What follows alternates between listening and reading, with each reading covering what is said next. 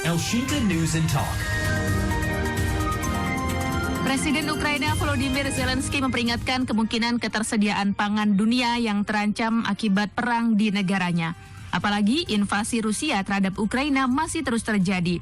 Zelensky menambahkan Ukraina tak akan bisa mengekspor hasil panen, khususnya gandum jika pelabuhan masih dikuasai atau diblokir oleh Rusia.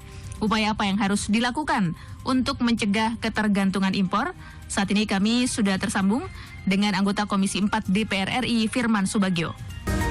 Pak Firman, sebelumnya kalau Indonesia dengan Rusia ini atau dengan Ukraina, maksud kami ketergantungan impornya sejauh ini bagaimana Pak Firman? Baik Mbak Silvi, selamat siang, salam sehat untuk kita semua. Pertama, salam sehat Pak Firman. Saya sudah jauh sebelumnya juga mengingatkan kepada pemerintah dalam ini kementerian terkait ya, yang sebagai mitra kerja kami di Komisi 4 tentunya, yang terkait dengan Kementerian Pertanian, Perikanan, dan Kehutanan.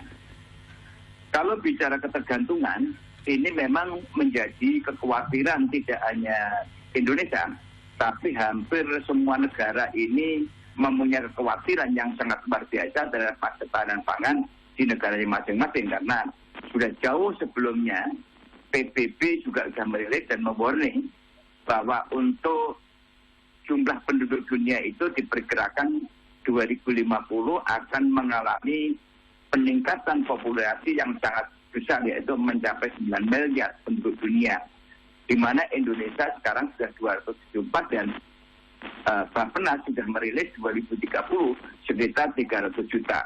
Artinya bahwa pangan ini akan sangat menentukan masa depan daripada bangsa-bangsa di dunia ini.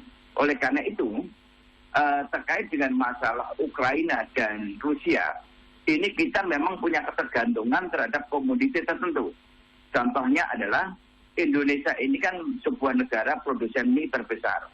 Dan kemudian juga masyarakat kita ini juga pengkonsumsi mie terbesar. Tapi mie itu adalah dibuat bahan bakunya gandum yang impor dari Ukraina setiap tahunnya itu diperkirakan 1,3 juta ton.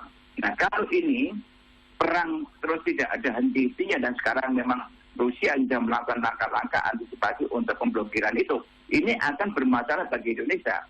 Sedangkan Indonesia sendiri belum melakukan terhadap langkah-langkah konkret untuk mengatasi ketersediaan bahan baku pengganti mie, yaitu substitusinya. Nah, kami sudah mengingatkan bahwa mie ini bisa diganti dengan bahan baku lain seperti moka. Moka itu adalah dari singkong. Nah, ini juga bisa dilakukan. Dan juga bisa menggunakan bahan baku lain seperti beras dan sebagainya. Tapi beras kan kita masih kadang-kadang juga masih impor. Tetapi moka itu sangat tersedia. Bahkan sampai sekarang ini singkong itu berlebihan, bahkan tidak laku. Kenapa pemerintah tidak melakukan studi atau melakukan riset untuk menggantikan bahan baku gandum ini dengan menggunakan moka atau singkong untuk bahan baku mie dan bahan baku untuk kue roti dan sebagainya. Bahkan Cina itu pernah impor yang namanya gaplek dari singkong dari Indonesia. Nah, inilah yang saya lihat pemerintah itu terlampau lamban. Di sisi lain, ini juga ada ketergantungan Indonesia untuk pupuk. KCL itu sekarang ini masih tergantung impor dari Rusia, di mana Rusia juga sedang menghadapi perang seperti ini.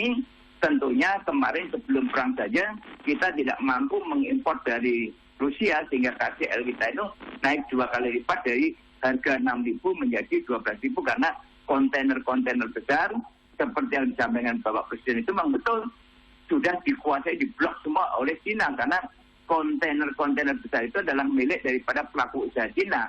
Nah, oleh karena itu posisi ini yang akan mempengaruhi terhadap produksi pangan nasional, produksi daripada pertanian di berbagai negara, karena tidak sedikit negara-negara yang bergantung kepada pupuk dari Rusia dan kemudian juga gandum dari Ukraina.